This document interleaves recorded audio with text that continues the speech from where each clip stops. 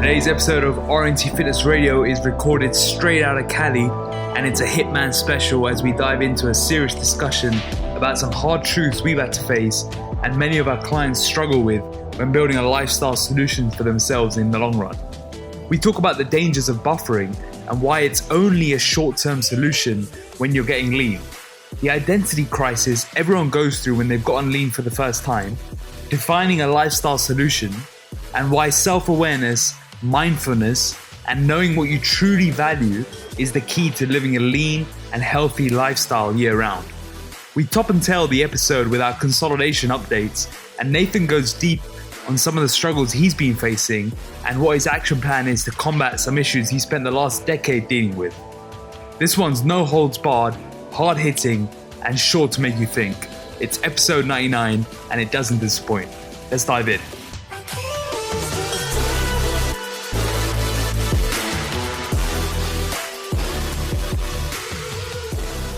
Okay, so we're out in California. We're recording this in Los Angeles currently. So for me, it's the second part of my California trip, or for my American trip.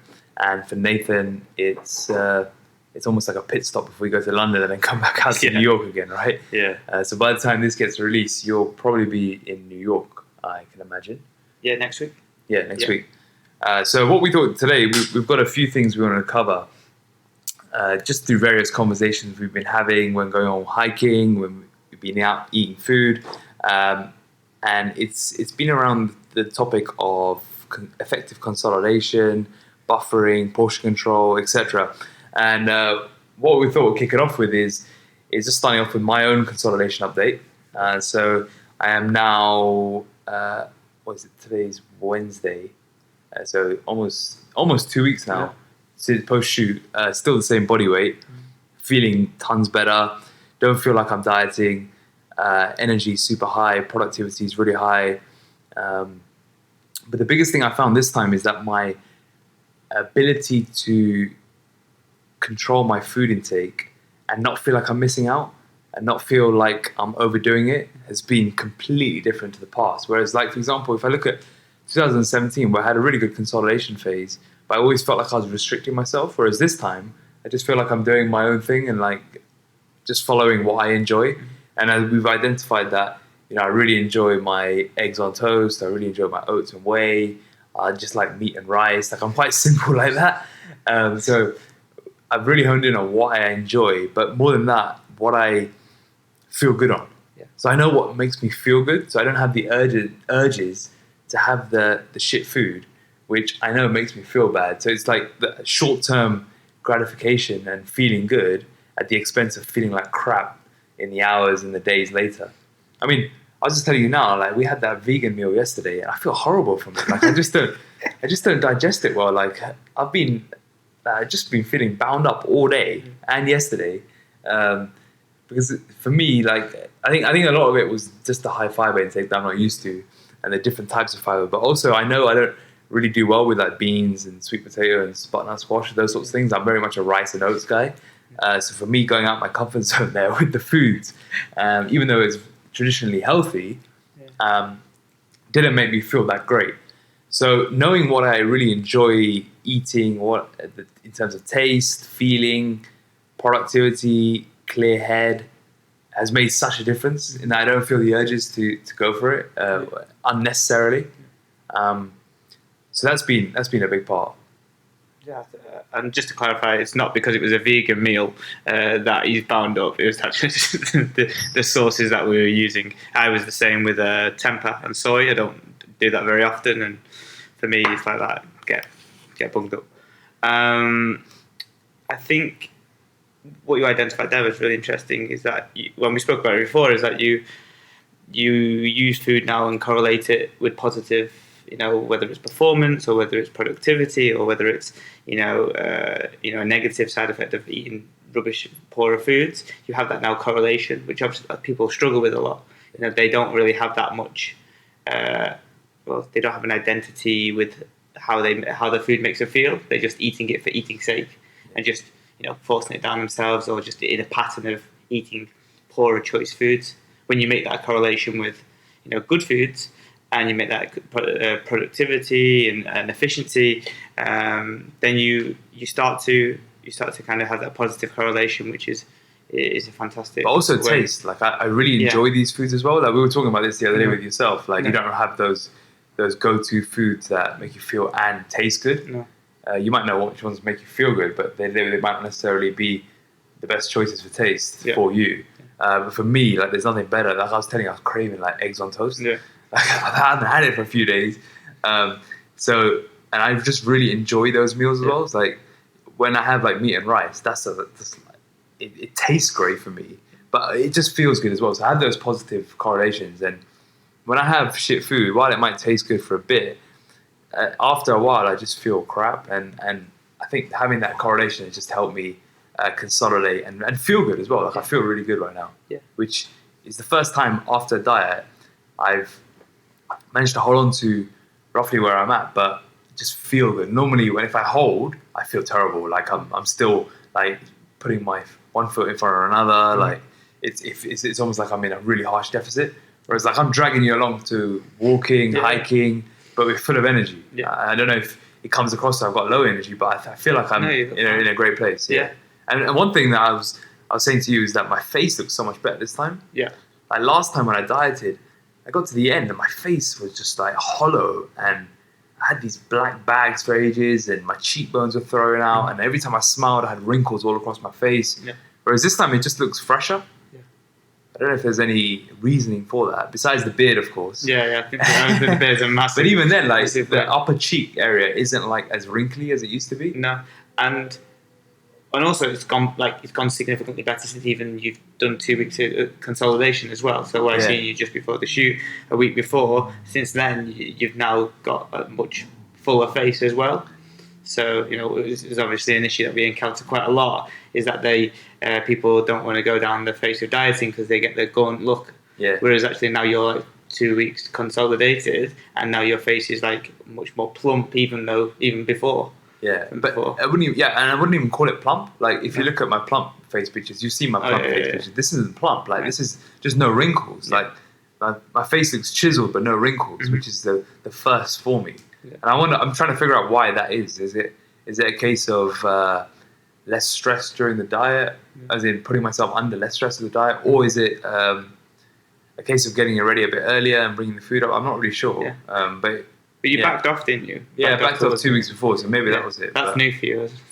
Well, the thing is, last time I backed off 2 weeks before as well, but I was still feeling like death all the time. So maybe, I don't know really. But either way, it's a positive, so I'm happy. Absolutely.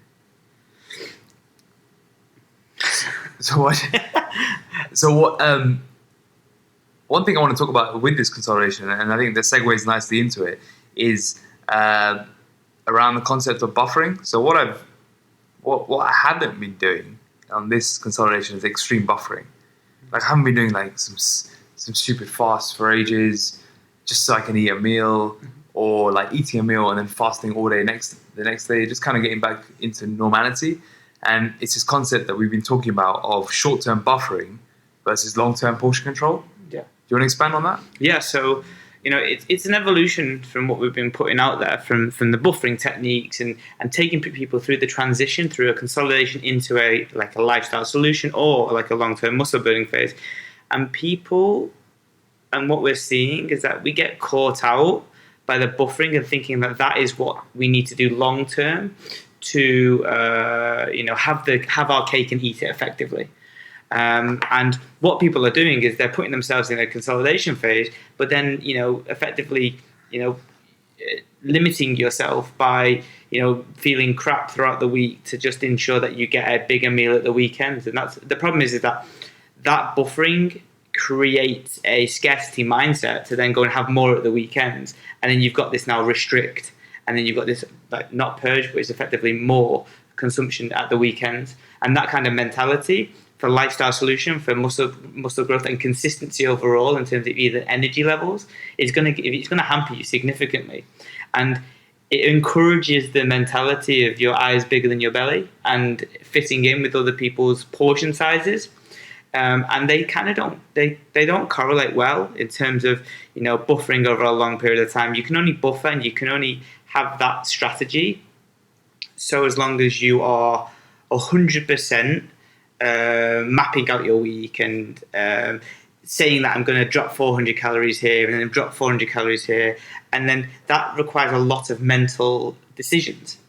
But if you look at long-term sustainable diet, holding your weight, the biggest thing that the people that do this for a long period of time is simply that they do it without thinking anything that they do. You know, people that are lean, you see those, you know, whatever, females, you can say 50 kilo females that look like they eat McDonald's all of the time, or they do eat McDonald's, but that's the only thing that they're eating for that day. They're super active, they don't eat anything else, they naturally will skip meals, they naturally will have low amounts of hunger levels, so they will not be eating that much. And the whole thing is that it's automatic, whereas a short-term buffering, or buffering itself, is actually more of a logical, thought-out, strategic process. It is a strategy in itself. But we can't do that long-term, or you will struggle to do it long-term when you have more things to think about on your plate, when you get back into normality, when you get back into, you've got lots of other life stresses on. If you lose the mental focus to buffer, you then, you don't buffer, and then you overconsume as well. So what type of things are going to be there for the long term? And it's the stuff that your mum, your grandparents taught you when you were younger. It's like, portions. Yeah. Make sure you have a portion that is appropriate for you. I think with the buffering, what people have mistaken it for is that it's a permanent solution. Yeah. And that the way to live a healthy lifestyle, is to just constantly buffer, just so you can eat on the weekends. Yeah. And I think that's where people may have taken this the wrong way. And that buffering is great for fat loss phases where you're working towards a specific deadline, and it's necessary. You need to control your calories over the week. But if you're always buffering, you just, like you said, you're going to create that bad relationship with food, but also you're going to set yourself up for constant failure, because you're always going to feel like crap during the week, because you're buffering so hard for the weekends, and thinking that you're stuck in this thought process that a lifestyle solution is eating shit on the weekends and dieting like crazy during the week. Yeah. And that's not how you're meant to be living. You should be able to go to social situations and just eat till you're content, and just eat normally, not go there and just think, all right, it's a meal out. This means I'm going to go for it. And create all that anticipation through the week around a single meal, blowing your calories, and then spending the next 5 days buffering. And all you end up doing is either maintaining or just like throwing yourself into a cycle of frustration, and you don't feel like you're getting anywhere. You don't feel like you're having a cake. You don't feel like you're eating it. Yeah. You don't feel energetic. You don't feel like you're really getting anywhere with muscle gains, strength gains, because during the week you're fasting pretty much. Yeah. And it just gets in this. You just get stuck in this limbo of thinking, all right, I've got 16. Let's just say you're a 50 kilo female. Okay, I'm eating 1,600 calories a day, but I know I'm going to eat out on the weekend, so I'm going to eat 1,000 calories during the week, and then I'm going to save 3,000 for the weekend. Yeah. And it just never works long term, because you just get stuck in a vicious cycle that you can't get out of. Really, the best way to do it is actually eat 1,600 calories during the week, and when you go out to eat, just make a sensible choice. You don't need to go out and blow your load. And the food's always going to be there. Yeah. There's always going to be another meal. There's always going to be another opportunity. Yeah. And is the reason you're going out to stuff your face, or is it there to enjoy the taste, texture, experience of the food, the social situation, the people that you're with? Or is it just to gorge yourself and boast afterwards about, oh, I'm a big eater, or I can't wait to tuck into this food? I think you've got to ask yourself that. And if you're in that latter camp, you might need to revisit like your strategy here, and look at what the real issue is here. Like, what is the real issue that you need to go out and stuff your face on? What are you making up for? What are you covering? What are you looking for comfort within? Food and the expression with food and with your body is always an expression of other things that are going on. For me personally, you can use food as a comfort. The reason why people eat fast at a dinner table sometimes is because they're nervous in that social situation. They're using that food to kind of either calm them down, or they're using it to kind of, put their focus in it, so they don't have to talk to that person next to them that they don't really know, or they're unsure about their own self-confidence. So they won't talk to that person because they don't know how to make small talk, or whatever this manifestation is of deep-rooted issues or emotional well-being. They will use that food as it's an end Insta means it's a pleasure mechanism. It's a hedonic pathway, which is where you drive pleasure from. And that's where, if you're in that latter camp, which I still am and have been, you have to address. The food is a manifestation. It's an end point. It's not the thing that you need to really address. It's the other stuff that's becoming from, or it's coming from, And it's like people use alcohol in the same situations. Like everyone talks about, you have a drink to calm your nerves, right? It's the same thing, but people don't talk about it with food. So people are doing it all the time with alcohol, and it's been known, like, you use alcohol in social situations to calm you down, to maybe take away, like you said, from speaking to that person or getting the courage to speak to that person. Yeah. Whereas food is used in the same situation, but it's not spoken about. Yeah. So people mindlessly eat in social situations and blow their calories and that's probably how people get out of shape in the first place. And that, there's a lot of things going on in their mind, and they're using food as the escape mechanism. And then in a lot of these social situations, it becomes like the go-to thing. Yeah. So they use social situations to get to the food, as opposed to using social situations to build relationships and to connect with people. Yeah. And that's where the issue is. And one thing we've been talking about a lot this week in our time together is meal hygiene. Yeah. And just enjoying the experience of the food and enjoying the taste, the texture, and then connecting over it. Like you hear of people building relationships by breaking bread. Like we've been breaking bread all week, right? But when we're talking, we're actually having a conversation, and we're not just head down plowing through the food as fast as possible just so we can gain that comfort and then move on. Yeah. It's actually connecting. And this is not to say that, that we don't enjoy the food. This is not about like, I'm a foodie. We've spoken about I'm a foodie, not a fatty. That. This is not about being a foodie and that, if you enjoy food, you should take all the pleasure. It's not about taking the pleasure out of it. It's about making sure you're going into these events with the right mind frame and the mindset and enjoying it in the right way, as opposed to enjoying it for that comfort you're seeking. Yeah, it makes total sense.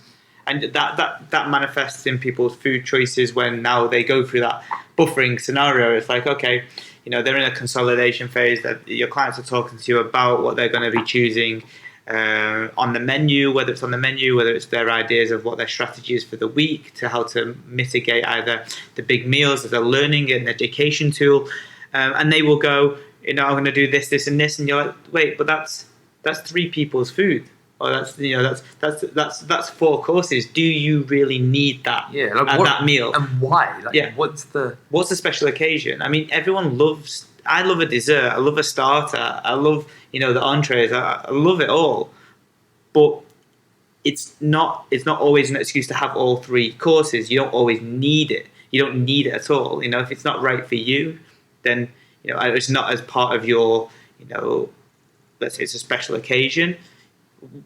You don't need to have the 3 courses, or you don't need to have all of the cake and eat it effectively. And you can't have that in reality, from an objective standpoint of whatever's going to make you maintain your weight. You can't constantly go and have 3 courses 3 times a week and then also have like the little extra cakes at work, or the treat on a Friday night, maybe it's like pizza or dessert. You can't have your cake and eat it, and there has to be a ratio between sacrifice and freedom.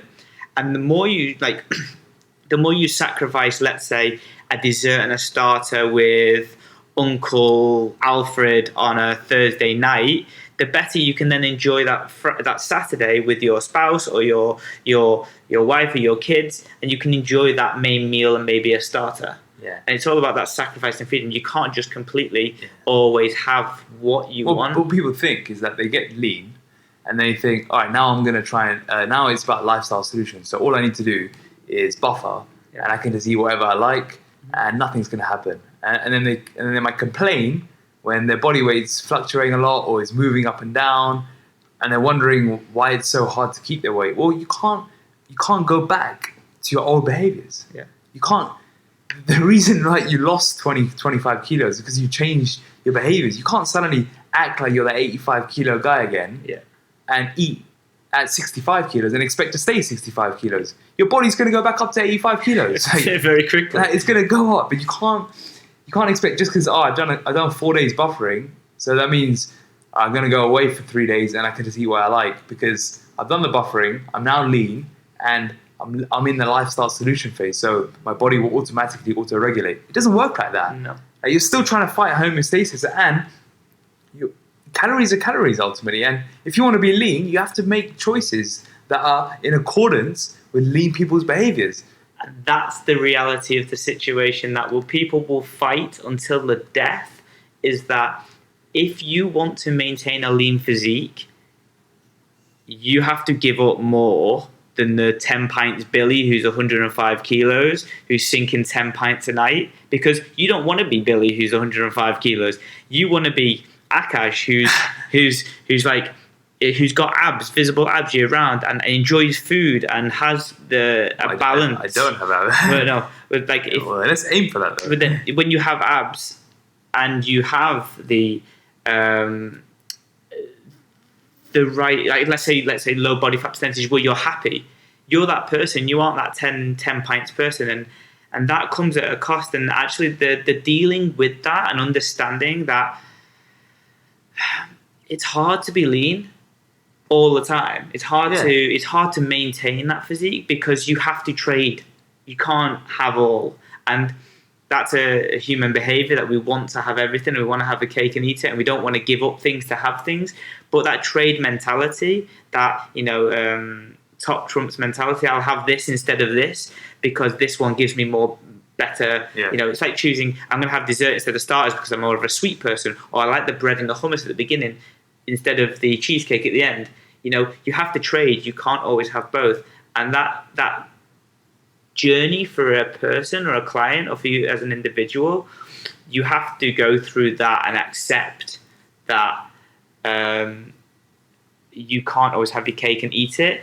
And then that will then be a manifestation of whether you buffer or whether you have portions or how you control your day. Okay, but Nathan, what if I want to live my life?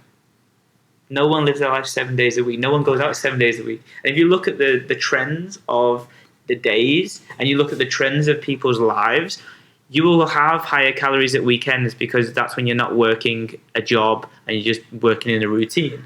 There may be donuts at work, there may be all that type of stuff. But, most of the higher calories will come at weekends when you've got social events and you've got these things. That's living a life, But the problem is people associate living life with eating shit and eating loads of food, having complete freedom with their choices, and drinking tons. That's what people associate living life with. Yeah. And that's the problem, because there's a social norm that in order to live your life, you're stuck in a social situation and you say no to a drink. Yeah. People are like, I live a little. Yeah. Well, maybe you don't want to drink. Yeah.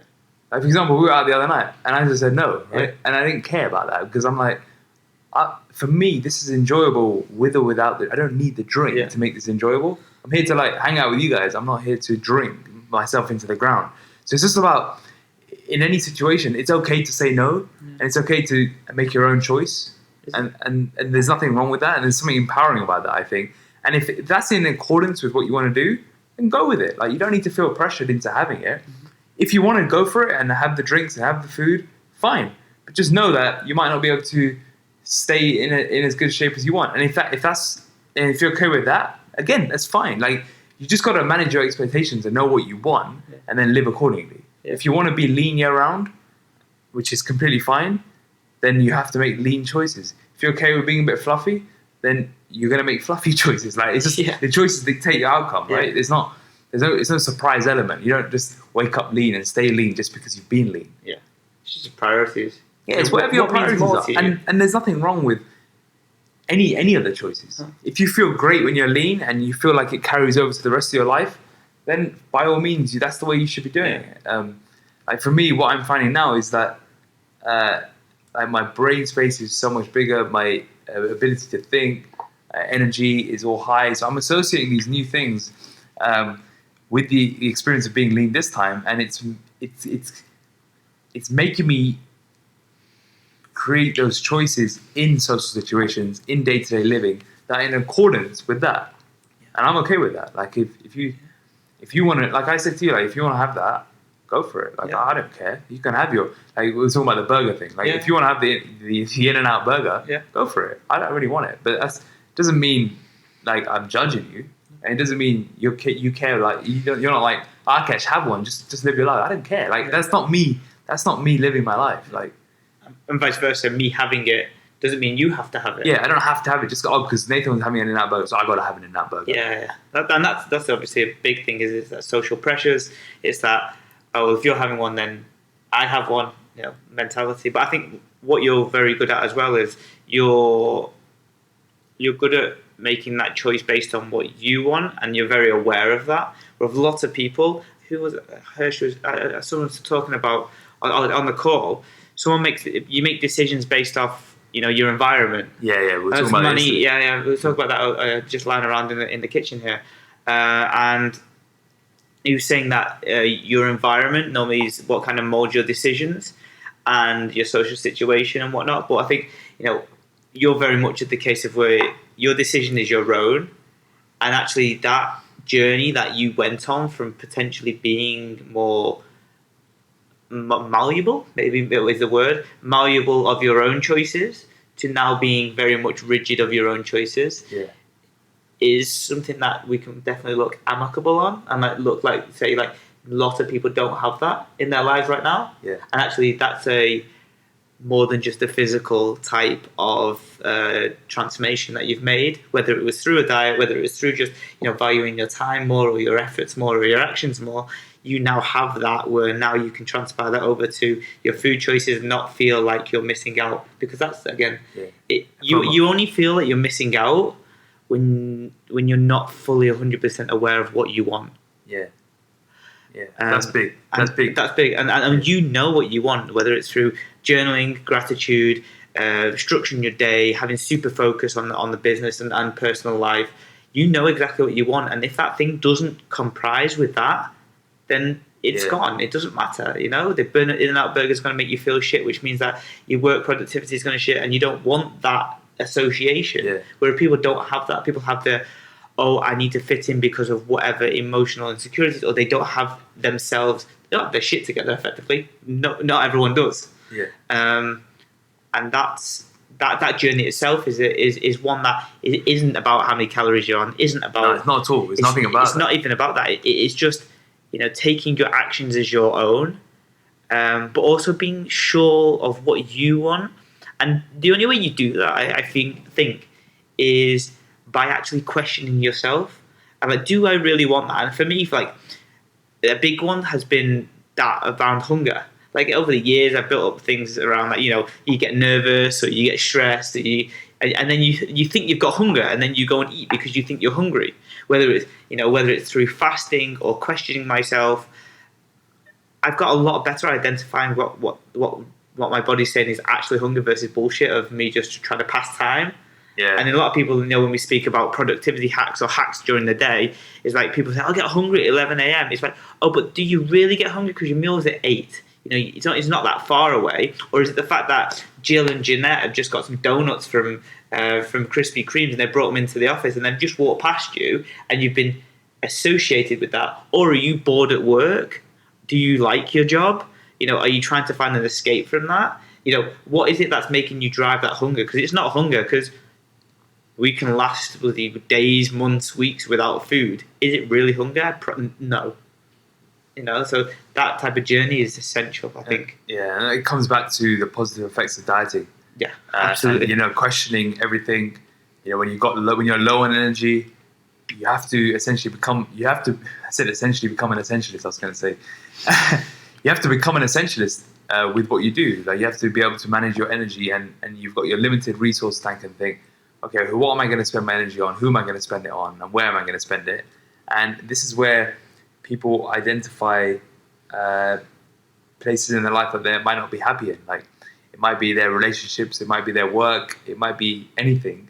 But suddenly you start identifying those boredom situations or those stress triggers, and you start thinking about food or alcohol or whatever the pleasure is as a way to mitigate that. So I think what you said earlier about making food choices with what I do. It's not just the food. It's like saying no to events you go to because you're like, I don't really want to go to that, or saying no to anything. It's just it's hard to say it, but sometimes you're just like, well, it doesn't really fit with what I want to do, so I'm just not going to do it. And it's a very difficult thing to do. I still find it hard, but I'm getting better and better at doing it. And the more I do it, the better I feel. People feel obliged to do things, don't they? But the small wins with food can make a big difference, because then that gives you that confidence to do it in other situations. But that's the start, isn't it? And it's self-mastery as well. Like if you can control what you want with food, you can. That's why it's the foundation. Like, that's why we talk about a body transformation being the foundation, because if you can control your hunger signals, you can control your food choices. Those are little things in the grand scheme of life. But it all starts with that, and that comes from that self-mastery. But once you've gained that, then you can start cascading it into other areas of your life. Yeah. It's super, super huge. And that one win at a wedding where you say no to the buffet, or that one win where you're at the pub where you've always drank with your friends that you've always been with, and that turning point where you're like, no, I'm okay. And then that same week you get a loss in body weight, or you feel fitter, or you get better sleep because you haven't had 10 pints. That positive affirmation then is the start of that journey. Yeah, and then that cascades into everything you do. One. Yeah. But it always starts with the action of taking control of what you want, as opposed to the parameters that your car, what you've been dealt. Like, for example, if you're someone who says, okay, I want to be lean year round because I feel great, I look great, I love the confidence it brings me. It's nothing to do with, like, there's a whole thing now with, like, you shouldn't put body confidence. But like, people are like, it doesn't matter what you weigh, it doesn't matter all that stuff. It doesn't matter. But if you care about that, if you like being lean and you like the effects of being lean, you like the confidence it brings you, all of the good stuff that comes with it, and you say, I want to be lean year round, but you go to a wedding, and then a wedding comes up, and you're like, okay, I've got a wedding with the boys, or I've got a stag with the boys, or whatever it is. Let's use wedding in this example. And all of a sudden, you create a lot of stress around that wedding, and you've already written it off in your head, because you're like, I'm going to blow my load at the wedding. Yeah. It's just going to go crazy, because I'm with the boys. I identify being with the boys with having a lot of food, having a lot of drink. So all of a sudden, those what you wanted has disappeared, and it's been replaced by your old self creeping back in, which is what you weren't happy with. In the first place. Which what people forget is that they weren't happy with that position, because that was the reason why they wanted to change. Yeah. Suddenly comes back because of social pressure or social norms or old identifications. Yeah. And then they feel like crap the next day because they've said no to themselves. Yeah. And they've said no to what they want. Yeah. And they've chosen the other path, and they've chosen their old self. Yeah. It's quite hard to hear that for people. Like, people might be listening to this thinking, I can relate to this. Like, there's situations I've been in that I can relate to that. And you're the same, right? Like, we all do it. But it's hard to hear it because a lot of people do it very often, especially, and we're really speaking to the people that were in a bad place mentally and physically. They've transformed their body, they've changed their lives for the better, then they get put into these situations where the old habits start creeping back in, and they forget the association of what it used to feel like being in that place. Yeah. They forget that those behaviors are what drove them into a bad place physically, mentally, emotionally, and they forget that, and that's the big thing here. And all they remember is the pleasure, the 3 courses, or the 10 pints, and then that's what they then choose next time, because that's what they wanted in the first place. They wanted the pleasure, they wanted the high.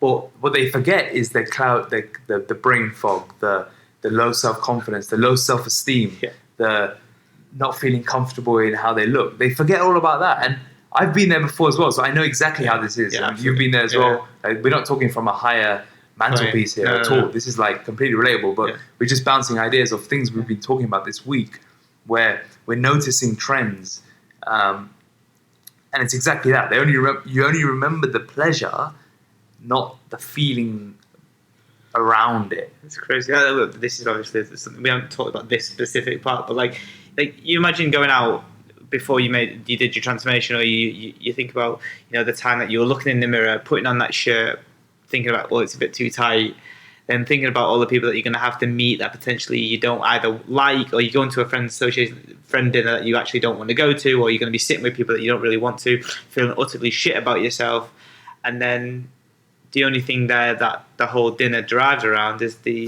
food. And that's where you come back saying, oh, the food was amazing, the drinks were, I got smashed last night, the food was great, I stuffed myself, I'm so full today. How was the conversation? Don't know. Didn't have one. Yeah, I have one. The food doesn't speak back. Yeah. and it's so true. Like, it's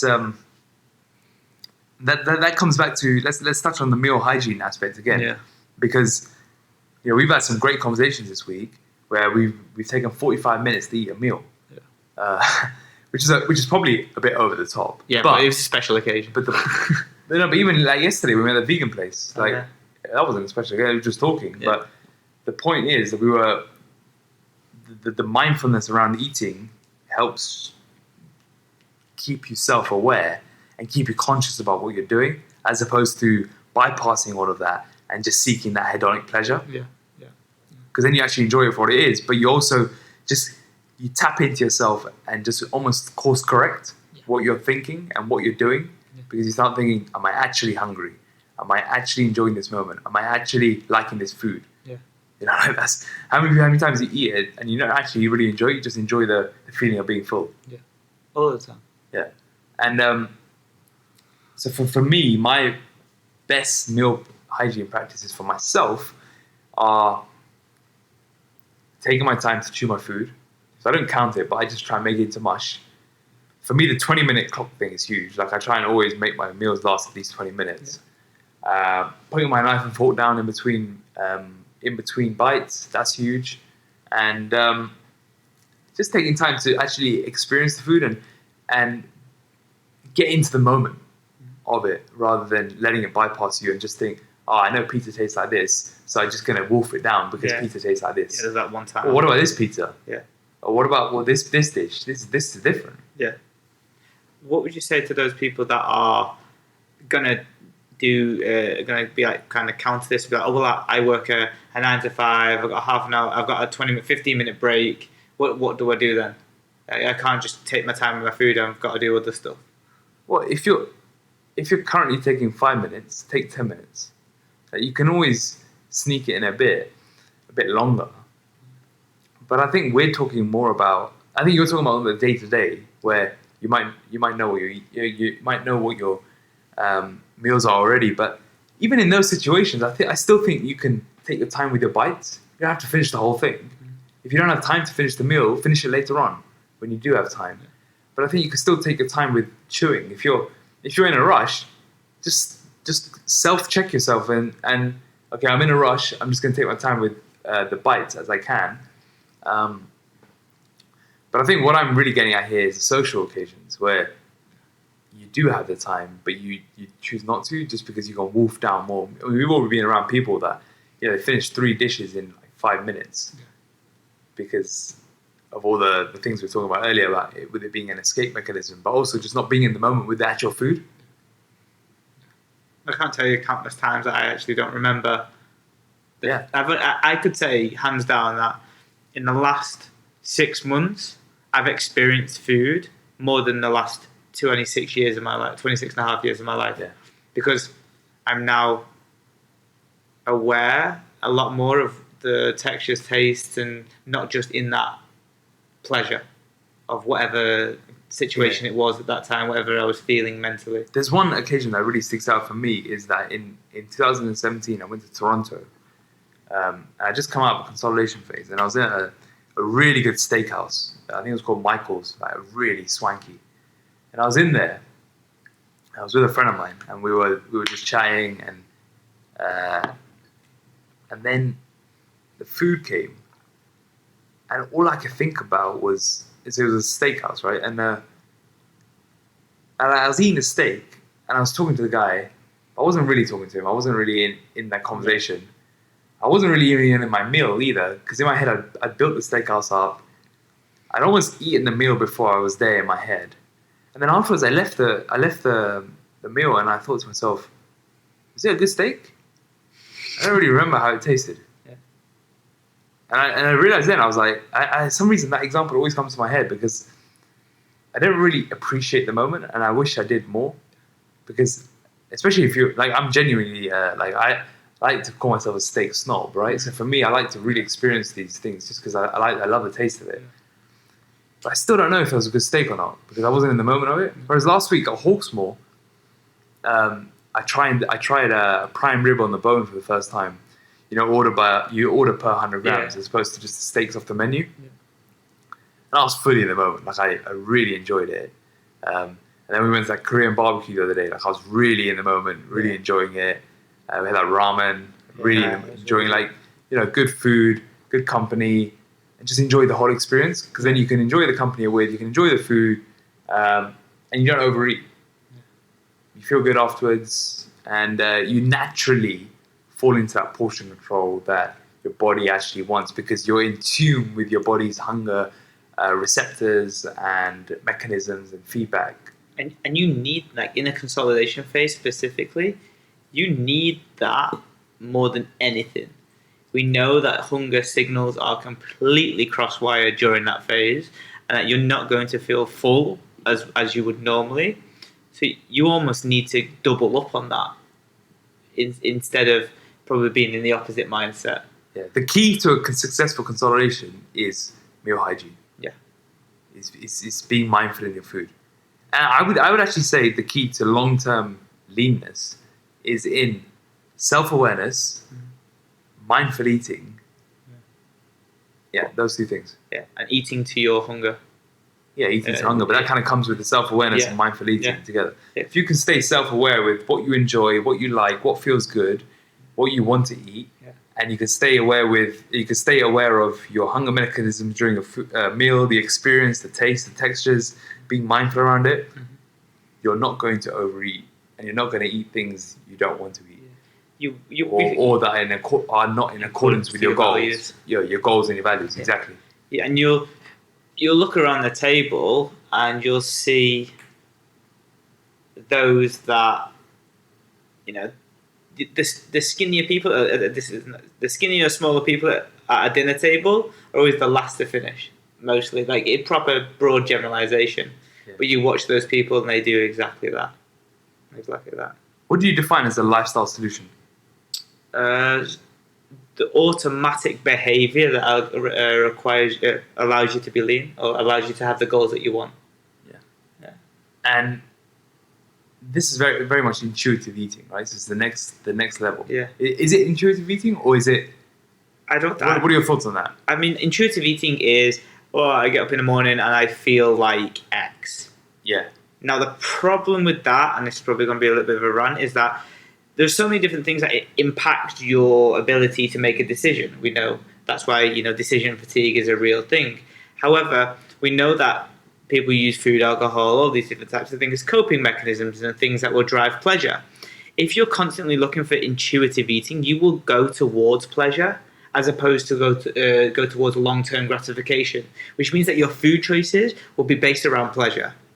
Now, there's one way to get yourself in a massive high-calorie surplus is eat pleasurable foods. It's going to be, well, for me, granola, boxes of granola, ice cream, cookies, bread. If I was intuitive eating and I was saying I'm doing things what make me feel good, then, granola supersetted with, ice cream is going to be the number one. But, intuitive eating is like a PhD to the education journey. It's the end product of you getting your shit together in a degree, aka understanding food, understanding calories, what's going to make you do fat loss, what's going to make you build muscle, training. Then you progress to like your master's level, which is effectively you've probably got things on automatic, you've learned how to consolidate, you're holding body weight, and then you can go into a point of where you're doing a PhD, which is the highest level, and you know what works, and you're just exploring. But intuitive eating, it comes with the background of a degree and a master's. But I would also add to that intuitive eating, is never purely intuitive, like you just said. There's always grounded by rules and learned behaviors. Yeah, learned behaviors and rules. Yeah. Like a successful intuitive eater will always have protein in a meal. For example, this is say they have protein in their meal. They'll lean towards the veggies. Yeah. They'll lean towards the salads.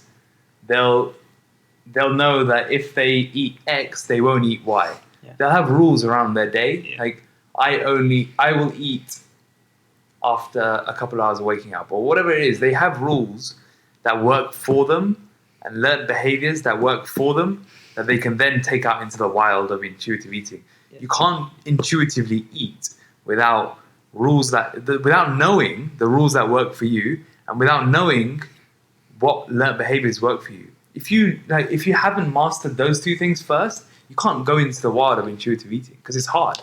That's when people think, I'm in a lifestyle solution phase, so I can intuitively eat for 3 days. But they don't even know like what they like, and they don't even know what makes them feel good yet. They're still learning, and it's a long process. And it really does take those two things of self-awareness and mindful eating at the table.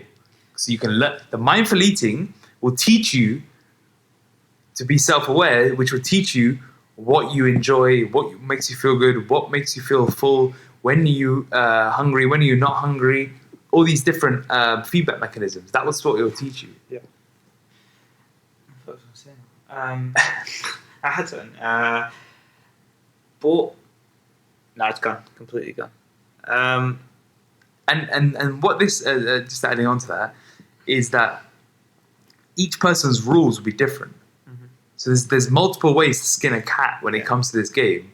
There's not like one definitive way, which is why we always work with people to find that their lifestyle solution, because there's no one way to skin a cat. There's so many. Like what works for me might not work for you. Like for me, I know fasting in the morning works well, and then having like eggs on toast, and then some sort of protein or whey or whatever. That's like my base diet. But I use those rules no matter where I am in the world. So like even here, I'm still fasting in the morning with coffee, and then we'll have some sort of protein with some sort of carbs, and that just works for me. That might not work for you though. So there's multiple ways to skin a cat. Yeah. If you want a good idea of how intuitive eating doesn't work in a let's say long-term solution, it's what are the first things that you put when you get given the license to use MyFitnessPal and you get given a calorie target. What do you put in your MyFitnessPal? Yeah. If your first which is most people's, is like, how do I fit the halo top in, or how do I fit the bread in, or how do I fit the granola in my case. And the alternative to that, and the people that do intuitive eating very well, are the people that will choose to chicken, fill their protein, normal sources, and then have the extra little bit as the end part, the cream on the top, as opposed to the chocolate fudge brownie being the base part of their diet. Yeah. And that's why intuitive eating in that first phase, why I think personally MyFitnessPal without specific strict guidelines doesn't work in the initial phase of dieting, especially with people with low levels of education. And that's where you start. You start the education and the biofeedback stuff like the self-awareness. Bang on. And there's nothing really to add to that. No. I think that's a nice way to kind of walk in towards your own consolidation plans. Yeah.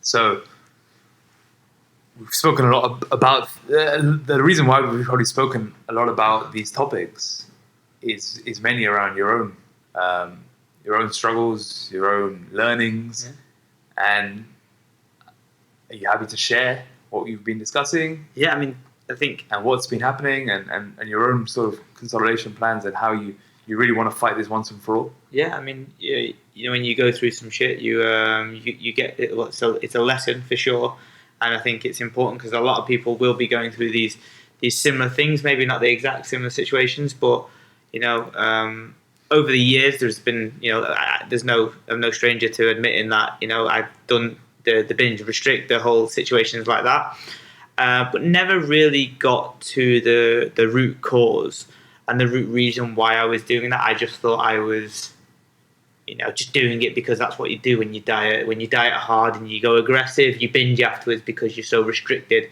But the reality is that there is always going to be a deeper manifestation of the food side of things. Food is a manifestation of deep-rooted issues, and I thought I'd kind of got to grips with that. As you diet, you get better at dieting, but all I was doing is mitigating the response I was getting at the end. And through the last 9 months, I've been traveling a hell of a lot, and really kind of I guess putting myself in uncomfortable situations and finding myself, whether it is introspectively or finding what I like, and finding put yourself in those parameters to kind of learn and grow. But unfortunately, when doing that and you don't have a stable base and you don't have some stability, when you try and like say you diet or you do other things like that, there's lots of things that come to the forefront when you do diet, and this time around I'd been fighting some things every single that time. I've dieted since I was 21. I've always had an issue with waking up in the middle of the night and like going through the cupboards and eating food. And then when you do that once, it doesn't sound that bad. But the problem is that, when you do that every single day and you wake up with guilt and then having to reduce, like, say, 600 calories from your day after food, you go from having 1,800 calories to then having a 1,200 calorie day, or have to have a 1,200 calorie day to be able to do this diet that you want to do.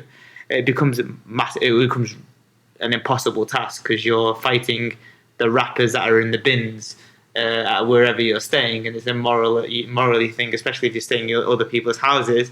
The guilt associated with eating their food is massive. I used to wake up in my housemates in Hammersmith. I'd have to go to the fridge, I'd have to go to the freezer, look what I'd eaten of their food, go to Tesco's, go and replace the food before they woke up in the morning, before I went to work.